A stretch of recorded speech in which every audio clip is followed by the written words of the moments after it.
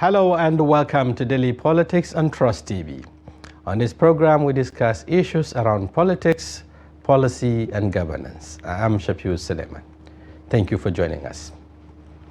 Now, addressing Nigeria's insecurity appears a haculean task to respective governments in the country. While immediate past administration battled to restore some level of normalcy in the troubled Northeast, it did not substantially tackle the emerging threats to security such as banditry, kidnappings, and farmer-herder conflict until it handed over the mantle of leadership in May last year.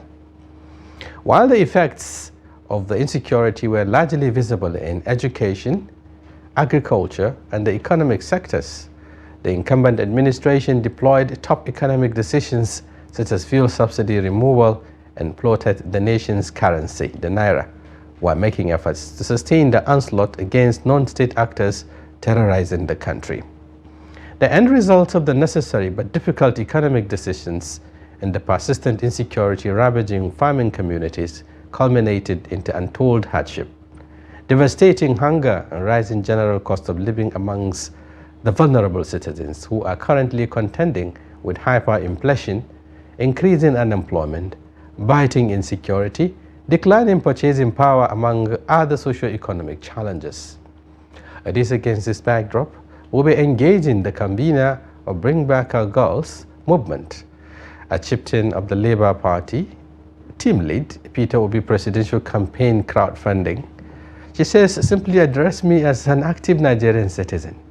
She is Aisha Yesufu. Thank you for joining us. Thank you so much for having me. Right, viewers, we take a short break. When we return, our conversation begins. Stay with us. Thank you very much for staying with us. And now the conversation begins. Welcome to Daily Politics once again. Thank you so much for having me. Yeah, Nigerians can easily recall, your active days during the Bring Back Our Girls became a symbol. Mm-hmm. and also thereafter the NSAS, demonstrations and so on. But some will say, because let's start from that end now, mm-hmm. the insecurity issues appear to have laid the background, if you like, for what we are facing today. Yeah.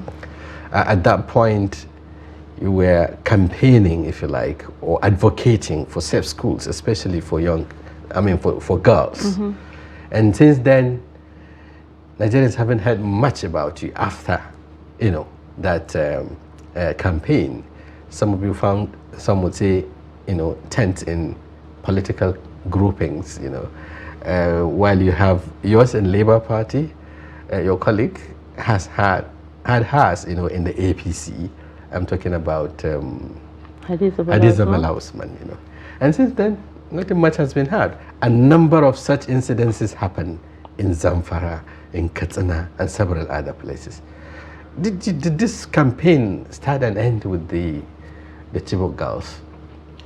I think it would be very hypocritical of any Nigerian to say that the members of Bring Back Our Girls movement only just focused on Chibok girls issues and that they didn't carry on the campaign. Just for me to correct an impression, I'm not a member of the Labour Party, but of course, I'm a politician. Okay. I mean, even coming out of my house, deciding to wear this purple hijab, it was all politics. It's about choices. So I'm not one of those people who wants to say, oh, they don't want to be part of politics. No, politics affects every aspect of our lives. And one of the things that people always seem to forget is that activism and politics are the same. Okay. The result, the result is the same, which is for the betterment of the people. But the way that each of them is being done, it's where it differs. Where those who are advocating should tell the politicians, this is what is wrong, and then they should solve it. Unfortunately, what we have in Nigeria is a situation whereby people get into politics for their selfish reasons, and so we now look at politics as an opportunity for people to go and enrich themselves. Having said that, is to come back to the original question. So if I understand your position there is that you are not an active member of Labour Party. I'm not a member of Labour, whether active or inactive, I'm not, but I'm a supporter of Mr. Peter Obi. Oh, okay. In 2019 election, I was a supporter of Dr. Obi Ezekwesili when she ran under a CPN. I wasn't a member of that party. I've never been a card-carrying member. I've not gotten there up to now. But maybe one day I'm going to do that. Appointment as team lead of the fundraising. Yeah, it wasn't even an appointment. I wasn't appointment. Yes, I was the team lead in terms of the campaign to help manage it, and one of the signatories. For that campaign. That was all. I wasn't a member of the presidential council committee, PCC, campaign council, they call it. They did offer me to be. I just turned it down because I love my big mouth, and I don't like being accountable to anybody. So that's one of the things. But in terms we'll come back to that. No, we come back to that. But in terms of the Bring Back Our Girls movement, Bring Back Our Girls movement started. The street protest started on the 30th of April 2014. The hashtag itself started on the 23rd of April 2014. And we came out every day for several years until March 2020, when that's the Abuja part of the movement, until March 2020 during the lockdown.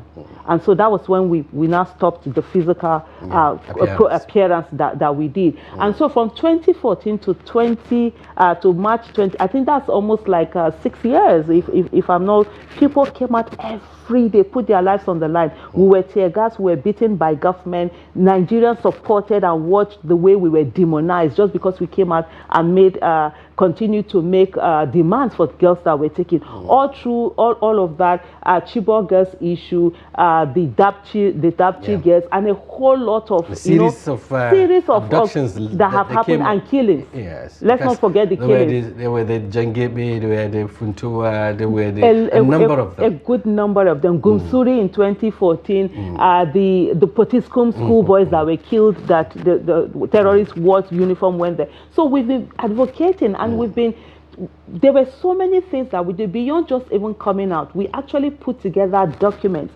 There is a citizens solution to fight terrorism put together by Bring Back Our Girls movement, and Enough is Enough. We put together the verification authentication, verification authentication reunification system, VAS, to be able to help the military when you get abductees. How do you verify who they are, to know who they are, and return them safely back home? We put together the missing persons register, because by February 2015, when Goodluck Ebele, former President Goodluck Ebele Jonathan, postponed election by 6 weeks, he started fighting insecurity. The insecurity that wasn't fought before. They started, all of our occupied territories were being returned, and that was when the first set of abductees were being rescued. And we're like, we didn't even know we had so many people who had been abducted, and we started saying to the Nigerian government, put together a register so that when citizens are taken away, we'll be able to know a place where you can go and know how many citizens have been abducted or are missing, or kidnapped. And today, a number of such citizens are languishing in kidnappers' den, and the we rest have of it, girls without proper accountability. None at all. Even the ones that are so that we have a set, and I know there's a question people always ask: why Chibok? Why was it that you were focused on Chibok? And we always say Chibok were a representation of the people that were taken before and after them. It's not just because when we say Chibok, you can't be calling different names. It's more like every day. The central point, focal point of the whole. For everybody to know there's a problem that is going on. And the Bring Back Our Girls movement, we brought the atrocities that were happening in the Northeast, that Goodluck Ebele Jonathan said they were happening in the fringes. We brought them to the fore for the world to understand. See, something is going on in Nigeria, and the world needs to rally together for us to get, that are being done. So the issue was that those girls were taken away from school, from a school where the government was supposed to have protected them. The number 276 of them were taken away. By April, it will be 10 years that they were taken away. So this, and the fact that they were in a school, they were girls, and you know how difficult it is to get girls into school, and the large number, especially in this part of the country.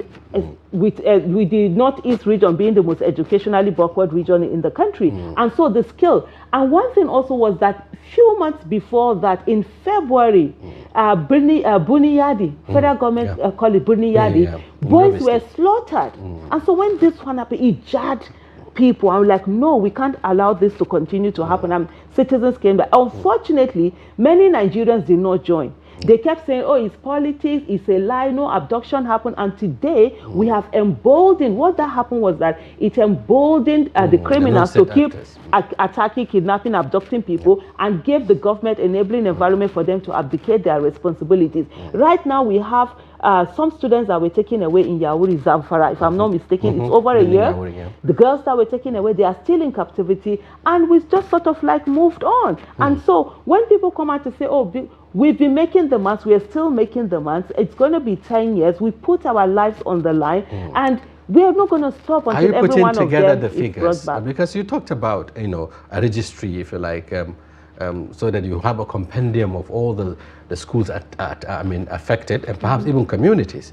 So far, we're able to document the number of schools attacked and the number of girls or even boys taken, and how many of them have been retrieved, rescued. No, that isn't something that we worked on. So what we did, when we did, because it's going to be a document that has to be comprehensive. So you need to be able to get information. One of the things that the government did was to, what's the word after, there's a way I'm trying to put an embargo on us. They didn't want us meeting with security agencies. They didn't want barricaded us somehow. Sort of like, so we were sort of like, there's a particular word I'm looking for. It just has escaped my mind, my memory now. But what they did was to put us on like at bay? backlist, blacklist, sort of like this thing. So don't even react to it. Don't even do anything with bring back our girls. Even the Chibok girls that were brought back, they were asked not to come in contact with us. We were asked not to be in contact. We would say, okay, no problem, as long as you rescue them. So for you to be able to get all of this information, there are certain things, organizations that you have to meet. What we did with the missing persons register was that, first of all, we gave it to Buhari. The citizen solution to end terrorism, we also gave it to Goodluck Ebele Jonathan when he met his representatives that met us. When we had a meeting with President Buhari on 8th of August, 2015. At that meeting, we handed these things over to him, these documents, including the missing persons register. When they didn't do anything about it, I think that was towards either 16 or 17, we now met with the Human Rights Commission, and we said, this is what Nigeria needs to do. We need to start documenting our citizens that are going missing. It took a while, and then the office of the vice president came in, and then they sort of like blocked out bring back. We're like, fine, just take it on and work on it. It's almost how many years now they haven't really done anything about it. Right, talking about insecurity, you said something fundamental. The fact that beyond just the advocacy, if you like, or the campaign against, to bring back those missing girls and so on, you also noticed the level of deterioration of security and how it affected communities. Perhaps some would say that's the beginning of the red flags now. Nigerians beginning to notice that things are not going well. In the Northeast in particular, which happens to be also substantially a food basket of the nation, a number of happenings have taken place. Did you notice them, and how did you make effort to channel some of those concerns to the government then, that we need to do something, especially along the farming communities? Well, in the lots of statements, because there's so many statements that Bring Back Our Girls movement have always put out, and part of the things that we kept working on, we even had a document on the Northeast itself, on the development of the Northeast and what to do. And there was even a part where we talked about doing something in calling world leaders and raising money to help that particular region with the devastation that had gone on. We, over the time, tried to make people see the connection between what was happening and every of our respective lives. If we take, for example, Chibok is one place where they grow beans a lot. And so you imagine you're sitting down somewhere, maybe, let's say someone from my village, I'm from Edo State, Agbede, the person is sitting there thinking, oh, what's happening in Chibok does not really affect them. But if we try to put the correlation to see the beans that is coming from Chibok, because a lot of people have been displaced, they are no longer in their farms, they can't farm. That means when the beans now gets to you, if it gets to you, it's going to be more expensive. And so it does actually affect you. We talked about the fact that a lot of farmers had been displaced from their communities. They are now in IDPs. They are now jobless. They can't go back to their farms. And what would you expect? You would expect food to be expensive. You would expect a lot of things. I think some years ago during Buhari, there was about 83 Zabarmari farmers, rice farmers that were beheaded in such gruesome manners and put. And there was really no reaction from government. And what did the terrorists do? Because they had come in and some of these farmers snitched on them to the authority, and they came in on revenge mission and killed those people. These are rice farmers. The rice they were planting before, who is now going to plant it? That's a deficit. That's a gap. Deficit. Yes, there's a gap right there. And then the Nigerian government did not even react. It did not go after these terrorists to say, there was some sort of denials even earlier. Before they came to terms with the reality. That's what we always say. They were actually... they always deny, and then they come, because when you bring out this thing, they call you the fake news purveyor. They say you hate government, you're always criticizing and stuff like that. But this denial will not get us anywhere. Propaganda and governance don't work hand in hand. Today we are all facing, the problems that are happening, and of course being compounded by the lack of good leadership that we are supposed to have. So these things have continued on. And one of the things for me is Nigerians have very expensive empathy. When something does not directly affect them, they don't care. When we were on the street protesting against the insecurity, against the fact that people were being attacked, people were being killed, communities were being displaced, it was almost, there was even the way we say, it was almost like there was a deliberate attack on the food basket of Nigeria. If anybody was sensible to what was happening in Plateau, what was happening in Benue, in Niger State, if you look around all of them, in Zamfara, in Sokoto, in Borno and all of that, it was Taraba. It was like the food basket of this country, and then they were being attacked. And the greatest way they really want to get to you, food insecurity is one of the worst things that can happen in a nation. But of course, the government wasn't interested. They were more interested in their propaganda and just doing whatever it is that they want to do in terms of looting the resources dry and having some few billionaires that are not supposed to be. And here we are with the result now. People are now coming out to protest because they are hunger. Like they say, well, hunger is there for everybody to feel. It's a uniting factor. And it doesn't know religion. Yeah. It doesn't know ethnicity. And even if you say Muslim ticket, you will not feel your tummy. That's right. Okay, so let's look at because all of this are connected to what we are seeing today, even the economy, because we have to also talk about the economy. Before the coming of this administration with this renewed hope agenda, the economy has been facing a series of challenges. At some point we were in recession, we got out of recession and all of that. And then they came with these policies, the removal of subsidy on petrol, and then they plotted the naira, which at some point today has almost quadrupled. Yeah. So how does these two factors, the insecurity and the economic challenges put together, lead us to where we are today? Okay, so I think one of the things that we must never forget is that the change government and the renewed hope illegitimate government, they are one and the same. They are illegitimate. They are illegitimate. By virtue of the Supreme Court judgment. This is Aisha Yesufu. If when you're speaking your own term, call them whatever you want to say, but Aisha Yesufu. But we have to go with the speaking on the this court judgment. Issue. Anyway. And it's my private, it's my own opinion, and I have a right to my own opinion. And whatever I say here, it's Aisha Yesufu that is saying it. It's not Daily Trust, it's not you, it's not anyone. So we must allow people their opinion. So let me go on that, and please don't cut this thing out.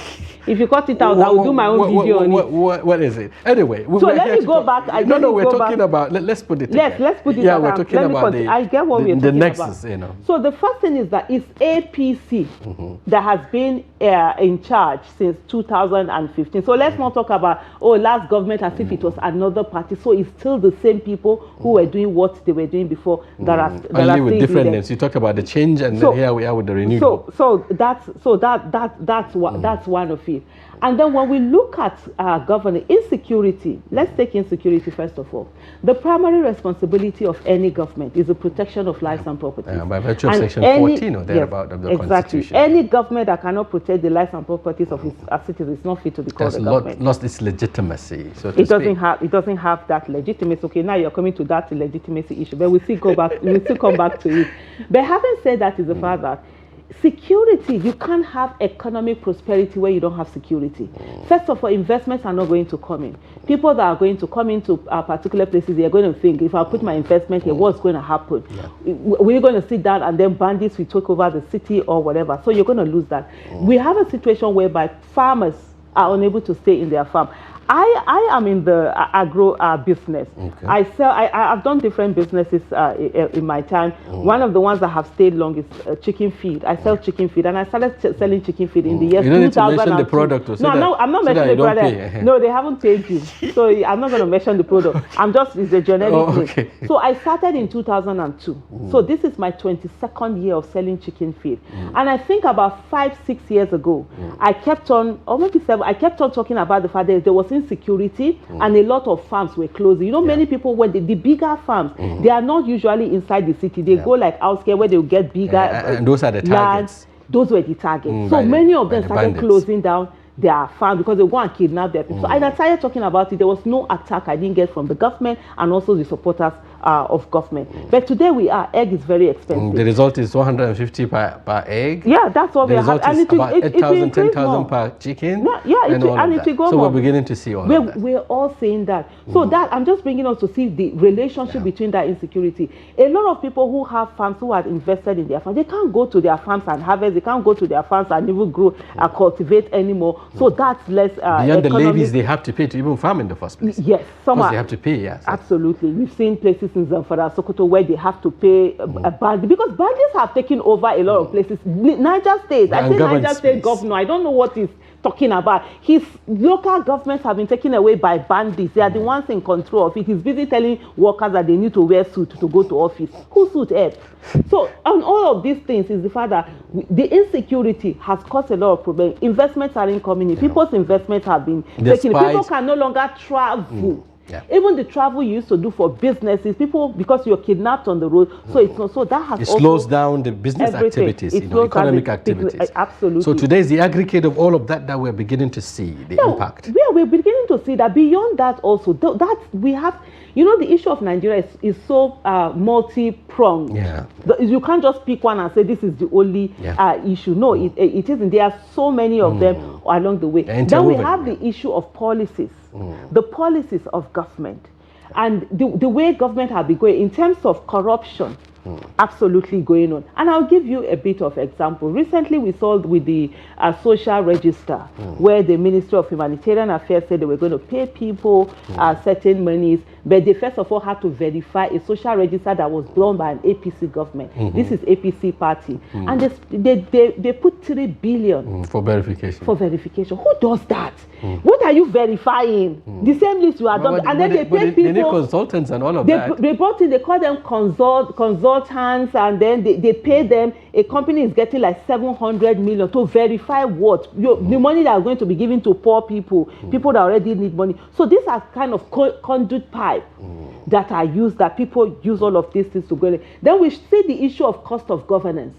Today we are talking about, dollar is this, they are blaming BDC, they are using EFCC to go and harass BDC, blaming people who are paying for, what do you call this thing, education and medicals, they are the reason why this one. But when our lawmakers use dollars to go and buy cars abroad for them, so they channel 70 million naira for each of them, they didn't think about Nigeria. If that is not evil personified in a country where even some states have not been able to pay 30,000 naira minimum wage, you have lawmakers collecting 70 million naira to go and buy vehicles outside, not even within Nigeria, to say, okay, you want to boost the economy, they'll be producing these cars in Nigeria, and one way or the other it will go around. No, they didn't bother about that. So these are some of the things. You talk about cost of governance. There hasn't been any reduction in cost of governance. We've seen a lot of spending. We've seen carrying entourage to Dubai, over 1,000 people who are going to pay this money. We saw the other time where Tinubu said they were going to reduce, brought out a policy, they're going to reduce the number of people that they use in traveling. And the first time he was traveling, he was the one that broke the same rule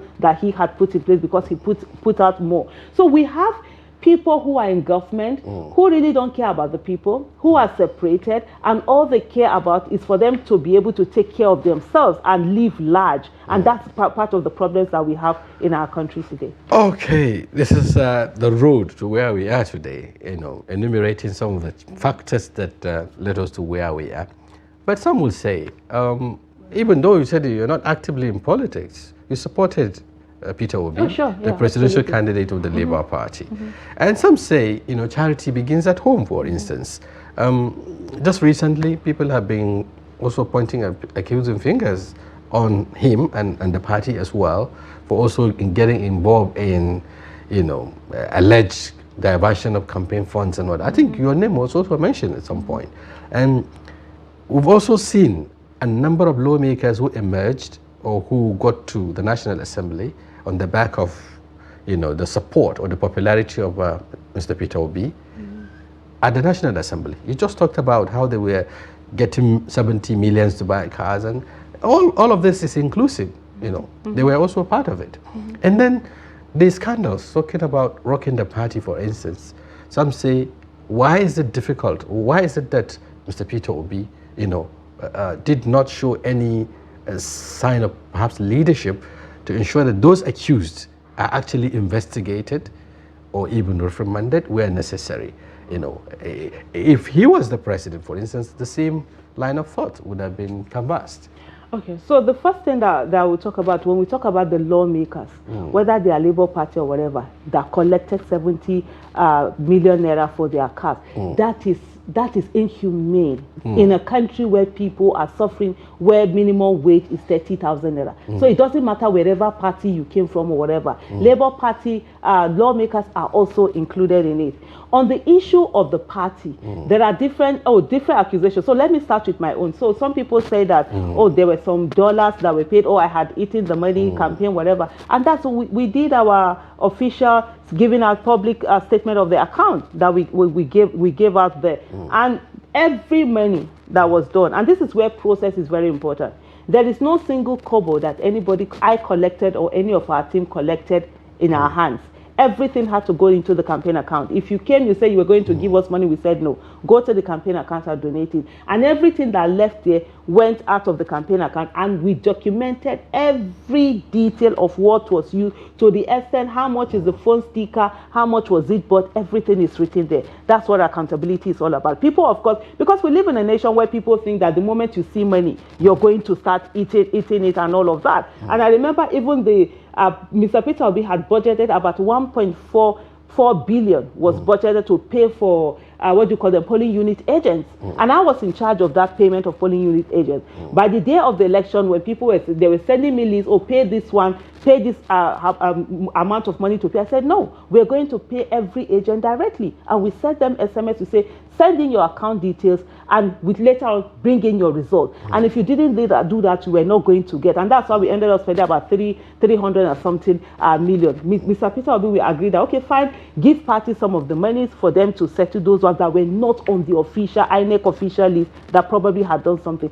That is processing, which Nigerians most times they are not used to, and think that, you should just do some magic and get away with it. Coming back to the issue of the allegation within the party, there are some people who have said that, Mr. Peter Obi collected hundreds of millions of dollars. And Mr. Just Peter like Obi, the national chairman was also accused. I'm taking them one after them, because there's a bit of separation. Because one of the things that people tried to do was to lump Aisha Yesufu with the Labour Party party tickets that they had bought money, 3-point-something billion, whatever, and also with it. So I'm trying to separate them now. Right. On the issue of Mr. Peter Obi, some people had said that, he had collected hundreds of millions of dollars for campaign funds and whatever. There's even a Labour Party member who had accused him of that. Or so. They accused, and he says, please, can they come and help him? Because he would love to see where these monies are. I would love to see, because we're there busy looking for how to buy campaign materials. We didn't have the deep pockets like other parties had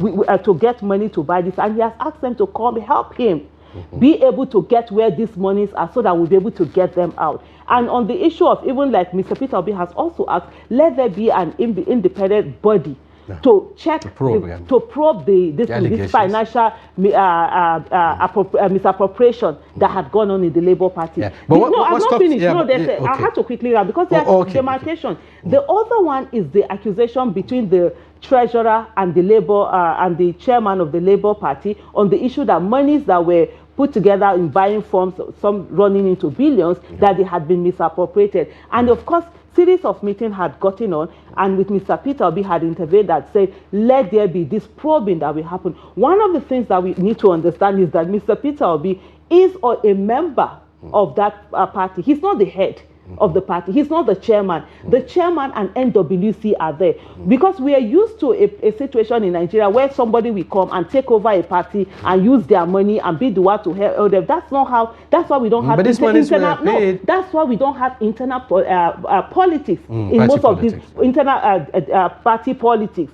And so there's just this high-handedness. Internal democracy, internal democracy in these parties. There's always high-handedness and a dictatorial approach. That's not the way it should be. He shouldn't be the one to tell, oh, this has to be done. But he has said, let them be a probe. So it's not his responsibility to say, oh, what goes on in the party, because there's a leadership of the party, there's a process of the party, and that needs to be followed. What we should be calling out and having this meeting right now, you should have that interview with them, is the NWC to say, why is it that the person who was accused is still on, but meanwhile the accuser is the one that was suspended? Why shouldn't both of them be suspended and let them be probed to find out what happened in everything, just like Mr. Peter Obi has asked for? Okay, we will return to that when we come back from the break. In case you're just joining us, the program is Daily Politics, and today we're looking at the state of the nation with Aisha Yesufu, an active Nigerian citizen. You know, she said she's not in active politics, but then she supported the presidential candidate of the Labour Party, Peter Obi. She's still also in the activism, as you said, isn't it? I'm an active citizen. I'm not an activist. I've always said that. Okay. And I'm in politics. I'm not a card-carrying member of a party. Okay, so we'll take a break. When we return, our conversation continues. Stay with us. Thank you very much for staying with us on Daily Politics. You can do well by also joining us across our social platforms and watch us live on YouTube. And back in the studio, we still have Aisha Yesufu. And together, we're looking at the state of the nation. Just before the break, you're talking about, you know, the scandals, if you like, campaign funds, allegations, scandals rocking the Labour Party. And this happens to be one of the political parties that Nigerians look up to, for instance, at least the third force after the ruling party and the main opposition party, the PDP. You talked about, I mean, going through this sort of financial scandal and so on. At the same time, the party is also facing leadership crisis. And some say that has substantially reduced its capacity to play opposition politics properly. Do you subscribe to that? I think one of the things, there's a statement you made that people were looking onto Labour Party as the one, as a party that was... As a third force, at least. No, it's beyond, there was a term you used. I think as the one, they were looking up to it. No, it wasn't Labour Party. It was a person they were looking up to, who now entered Labour Party, and that gave Labour Party its relevance. Let's not forget all of Labour Party has been there. Okay, let's talk about the personality now. No, it's not. Before we talk about the personality, let's still out just to correct that and talk about this thing. So leadership crisis rocking it, of course, is to be expected, especially in Nigeria, where we have politics, not politics of service, politics of self-serving and then self-entitlement. Because one of the things, like I said, I did a tweet the other day and I said, look, nature abhors vacuum. If the people who are ready to serve don't enter politics, the people who are not interested in service, we enter politics to fill the space.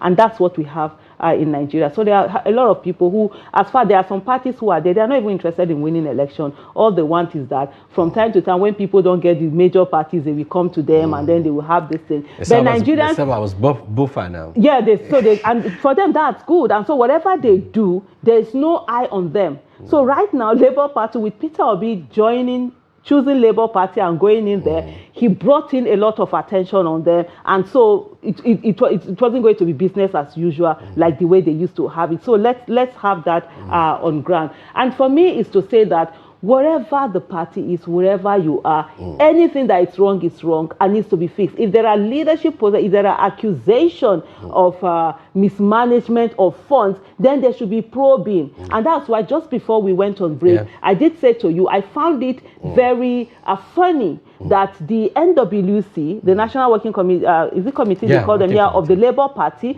would suspend the treasurer, the accuser, and not suspend the chairman, the accused. One would have, if they say that the treasurer did certain things, did not follow the procedure, the process of getting such thing done, then this particular person that is also accused, you suspend him and you bring in people to probe. That's what accountability and transparency is all about. Yeah, talking about the personality, Mr. Peter Obi, I command a lot of respect, and among Nigerians and so on, especially coming third in that election.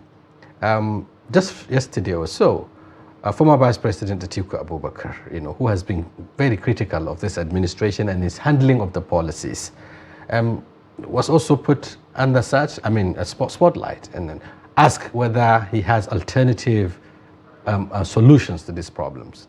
And he make reference to his campaign manifesto or agenda and how he would have tackled the current economic situation. He's been a keen follower and a very, very close ally of the Labour Party presidential candidate.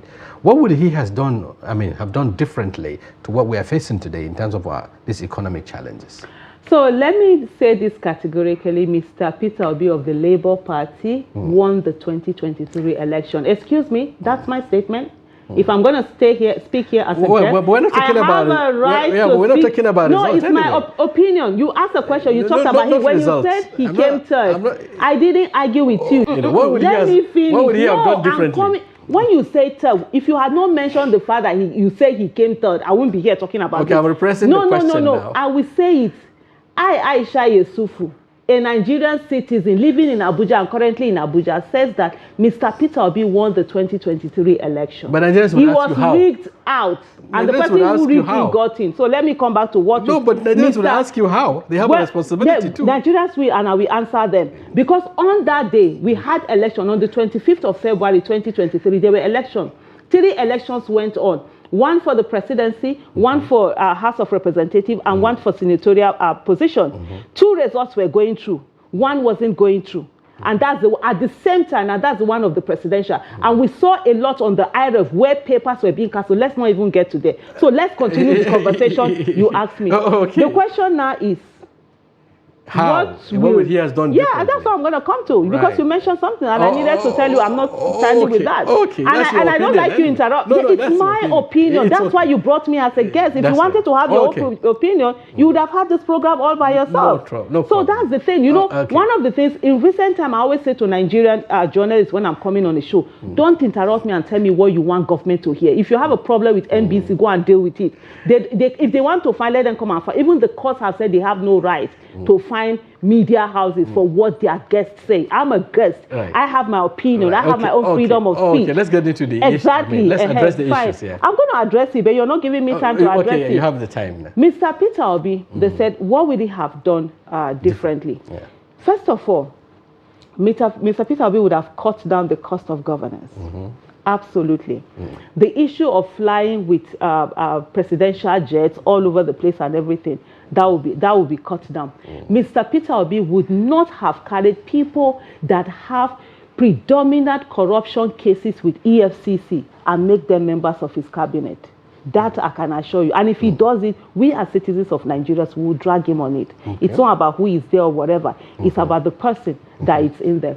Mr. Peter Obi understood the importance of food security. He talked about it a lot. He understood the importance that the wealth of Nigeria is locked in the arable lands in the northern part of the country. And that we needed security. Okay. Because I was about to ask. Just calm down. I'm the one asking. You ask, except if you want to answer, I can keep quiet for you to answer. No, go ahead. You asked me a question. Allow me to work on it.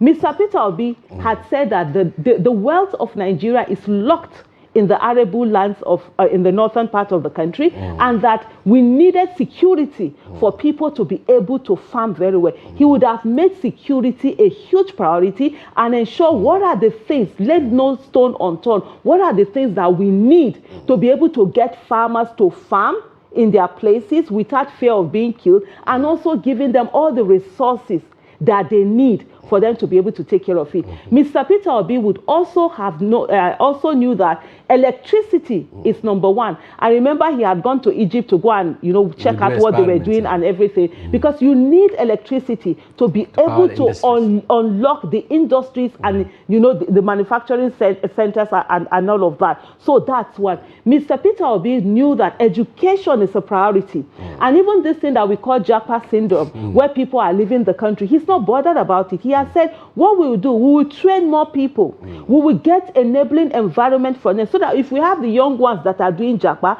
they will get there, they will work, they will send in forex down to us in Nigeria. And then we also have the older Nigerians. They are tired. They've reached retirement age. They want to come back to their fatherland, that they can't come back now. He will end up bringing them back home and giving them enabling environment there. Mr. Peter Obi would have had the legitimacy that a lot of companies will be able to come back, and a lot of companies will feel that, okay, they can come back to Nigeria and get things working. Not this one that you see today, DSS is closing down a shop. We saw the closure of Sahaj shop. They are going to attack BDCs. They are going after businesses. And all of this is what they are doing, is that it is frightening away more investors that would have come into this country. We saw Argentina.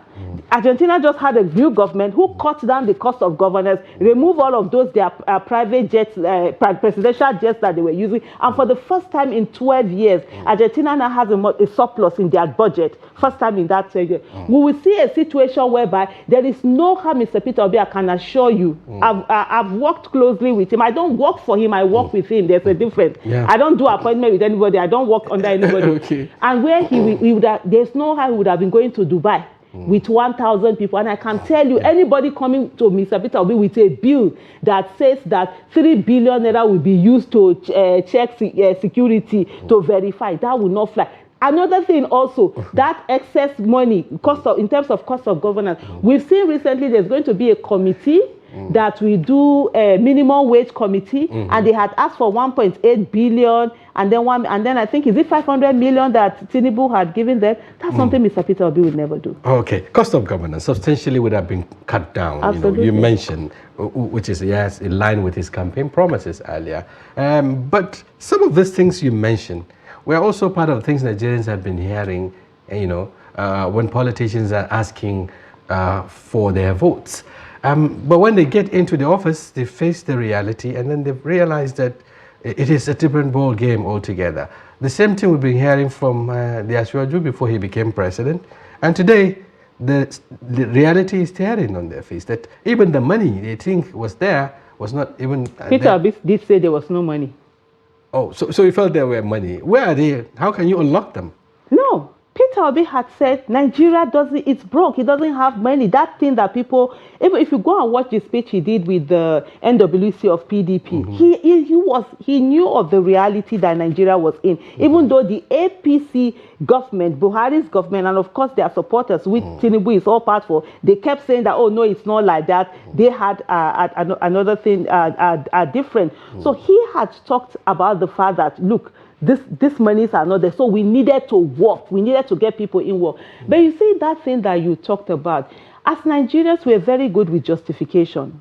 We justify so many things, and we make excuses for people who are in offices. And excuses are like shoes. You always find the one that fits. So when people come to say, like what you said, that, oh, politicians, before they get in, they always say this thing, and then when they get, all those things are excuses. But it is practical. For instance, we're talking about the crashing value of the naira. And we talk about the fault lines, the reasons why all of this is happening.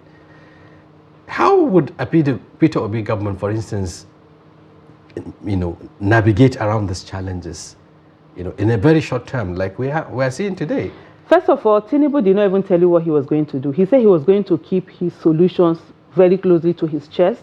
were some of the things when he was asked. Bulabu, balabu, whatever, all of that went on. Excuse me, I'm just talking about what happened. These are realities that Nigerians know about. So he really didn't speak. Hold on, you've asked me the question. The blueprint is already in the public domain. No, don't tell me blueprint. We're talking about blueprint can be done by anybody. I didn't refer you to what was in the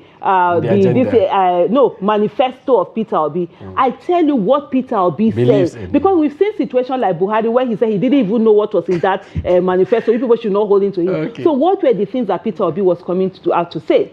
On the issue of fuel subsidy, yeah, Peter Obi did say he was going to remove the fuel subsidy, no doubt about it. But he did mention something, that he was not going to remove the fuel subsidy abruptly, that they were going to put things in place. And that was where he talked about in stages, and that was where he talked about food security. He was very big on food security, that we needed to get this thing and then, plug all the holes. One other thing that I forgot that Mr. Peter Obi would have done is that the crude oil that is being stolen from Nigeria, we are losing billions every year. We are losing, I can't remember the exact millions of dollars we are losing in a year, in every month, but in a year it's equal to billions of dollars. The money that Nigeria is currently going out to go and borrow, we have it from our crude oil that is being lost. One, we are not meeting up to the capacity that we are supposed to do because of all of these laws. And we've seen even Chompolo coming out to accuse our Navy of whenever they catch some of these vessels, the Navy let them go. The current, the chief of naval staff, I don't know, they haven't removed it, so he said the current one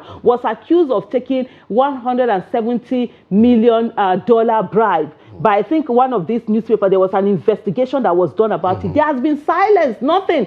That can't happen under a Peter Obi as the president. For that to happen, he would have curbed all of these places. You see, those things we are losing will be things that he would ensure those monies are coming into the coffers of Nigeria rather than going into the coffers of a few people. Plugging all the corruption channels would also be plugged. So on the issue of the subsidy removal, like I did say to you, I have always supported subsidy right from 2010 or 2011? Subsidy removal. Subsidy removal. Right from 2011 when Jonathan removed it. Because I did an interview earlier and this question came up and I said to them, as of 2010, I had trailers that were, I was in the transport business. I had trailers that were going to Lagos. They bring goods to the north, and then they also take goods from the north down to Lagos. Diesel was not subsidized.